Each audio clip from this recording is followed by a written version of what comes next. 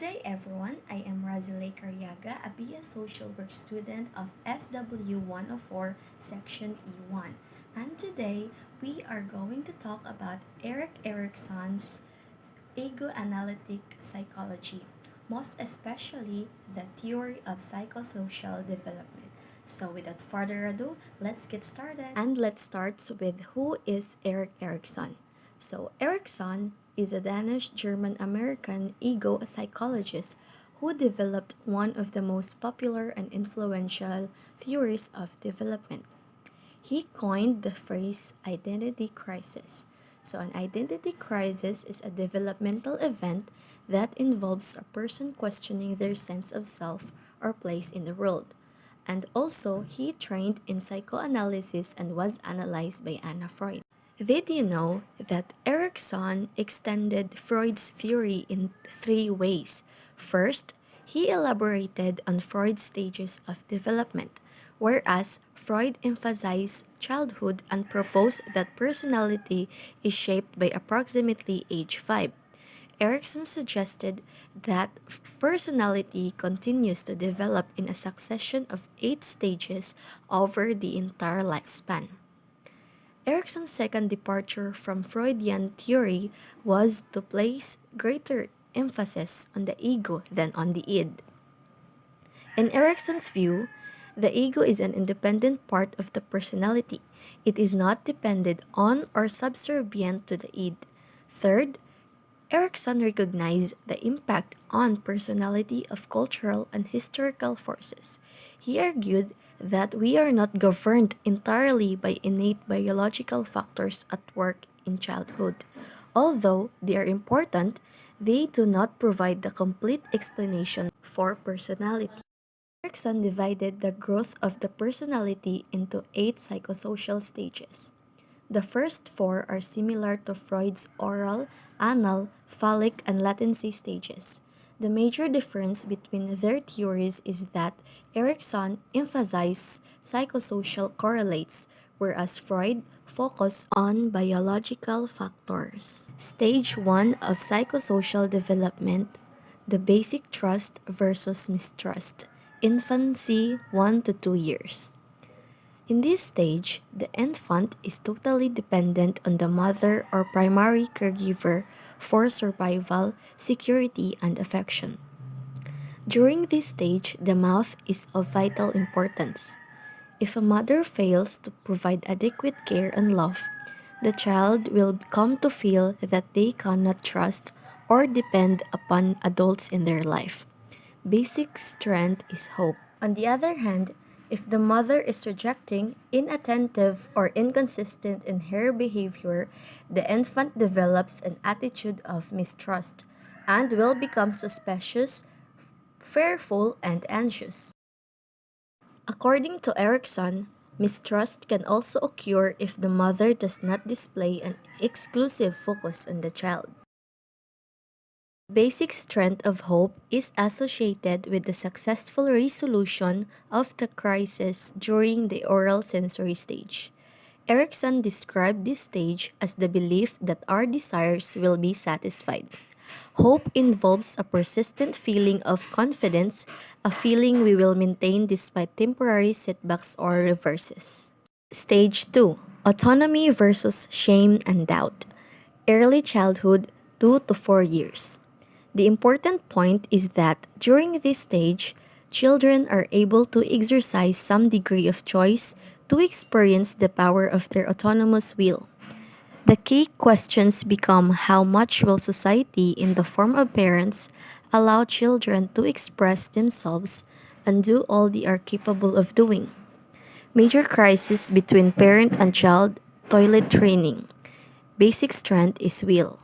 Erikson believed the most important involved in this stage is holding on and letting go. Toilet training, seen as the first instance when society attempts to regulate an instinctual need. The child is taught to hold on and let go only at appropriate times and places. Parents may permit the child to proceed with toilet training at his or her own pace or become annoyed. In that case, Parents may deny the child's free will by forcing the training, showing impatience and anger when the child does not behave correctly. When parents thus thwart and frustrate their child's attempt to exercise his or her independence, the child develops feelings of self doubt and a sense of shame in dealing with others. Although the anal region is the focus of this stage because of the toilet training crisis, you can see that the expression of the conflict is more psychosocial than biological. Stage 3, Initiative versus Guilt, Preschool age 4 to 5 years. Motor and mental abilities are continuing to develop and children can accomplish more on their own. The basic strength is purpose. Children in this stage express a strong desire to take the initiative in many activities. Initiative may also develop in the form of fantasies manifested in the desire to possess the parent of the opposite sex and in rivalry with the parent of the same sex. So the question here is how will the parents react to these self initiated activities and fantasies? The answer is if they punish the child and otherwise inhibit these displays of initiative, the child will develop persistent guilt feelings that will affect self directed activities throughout his or her life. Stage 4, Industry versus Inferiority, School age 5 to 12 years. The child begins schools and is exposed to new social influences. Children are making a serious attempts to complete a task by applying concentrated attention, diligence, and persistence. The basic strength is competence. We discover our own interest and realize that we are different from others. We want to show that we can do things right. We ask if we can make it in this world. If we receive recognition from our teachers or peers, we become industrious, which is another word for hardworking. If we get too much negative feedback, we start to feel inferior and lose motivation. Our neighbors and schools now influence us the most. Stage 5, Identity versus Role Confusion, Adolescence, 13 to 19 years.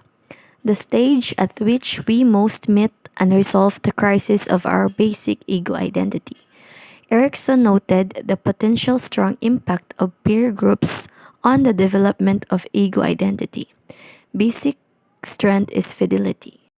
During adolescence, we learn that we have different social roles. We are friends, student, children, and citizen. Many experience an identity crisis.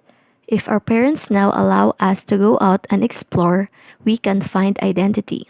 If they push us to conform to their views, we can face role confusion and feel lost. The key to our learning are our peers and role models. Stage 6, Intimacy versus Isolation, Early Adulthood 20 to 40 years. During this period, we establish our independence from parents and quasi-parents institutions such as college and begin to function as mature, responsible adults. People who are unable to establish such intimacies in young adulthood will develop feelings of isolation. The basic strength is love. As young adults, we slowly understand who we are and we start to let go of the relationships we had built earlier in order to fit in. We ask ourselves if we can love, if we can make a long term commitment, we are confident and happy.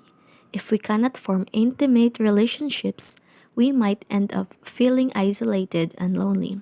Our friends and partners are now central to our development.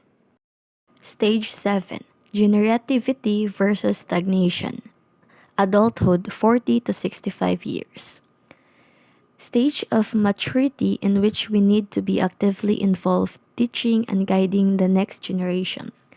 Erikson believed that all institutions, whether business, government, social service, academic, provide opportunities for us to express generativity.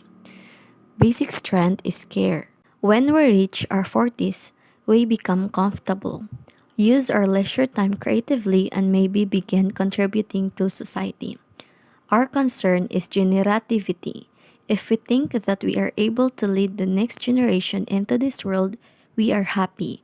If we did not resolve some conflicts earlier, we can become pessimistic and experience stagnation. People at home and at work are now who influence us most. And last, stage 8, ego integrity versus despair, maturity, 65 to death. We are confronted with a choice between ego integrity and despair. We examine and reflect our life, taking its final measure. The basic strand is wisdom. As we grow older, we tend to slow down and begin to look back over our lives. We ask, how have I done? If we think we did well, we develop feelings of contentment and integrity. If not, we can experience despair and become grumpy and bitter. Each stage allows for the development of basic strengths that emerge from the adaptive ways of coping with the conflicts. The basic strengths are hope, will, purpose, competence, fidelity, love, care, and wisdom. Maldevelopment can occur if the ego consists solely of either the adaptive or the maladaptive tendency. Erikson presented a flattering, optimistic image of human nature. We have the ability to achieve basic strengths, to resolve each conflict in a positive way, and to consciously direct our growth. We are not victims of biological forces or childhood experiences, and are influenced more by learning and social interactions than by heredity. And that's the end of my presentation. If you have something to ask, don't hesitate to message me. Thank you for listening. Hope you have learned something a lot from today's discussion. I am Razile Kuryaga of SW104E1.